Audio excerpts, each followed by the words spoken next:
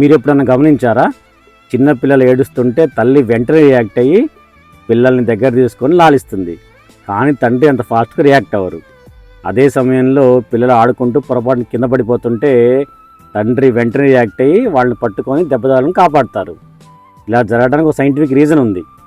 తల్లి 9 నెలలు పిల్లల్ని మోసి కని తర్వాత ఫీడింగ్ ఇవ్వటం వల్ల, ఆ క్లోజ్ రిలేషన్ వల్ల తల్లిలో ఆక్సిటోసిన్ అనే హార్మోన్ ఎక్కువ ప్రొడ్యూస్ అవుతుంది.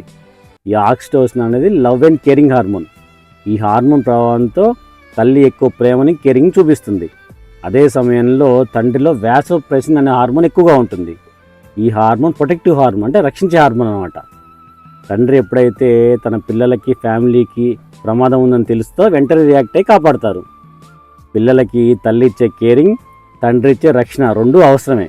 ఈ రెండు కలుస్తేనే అది బ్యాలెన్స్డ్ ఫ్యామిలీ అవుతుంది. కానీ ఈ విషయాన్ని చాలామంది తప్పుగా అర్థం చేసుకుంటారు. ఎప్పుడు తల్లే పట్టించుకుంటుంది, తల్లే కేర్ తీసుకుంటుంది, తల్లే ఎత్తుకొని తిరుగుతుంది, తండ్రి పట్టించుకోవట్లే అంటారు. కానీ నిజానికి పిల్లల పెంపకంలో ఎవరి పాత్ర వాళ్ళకుంటుంది. ఇది ప్రకృతి ధర్మం.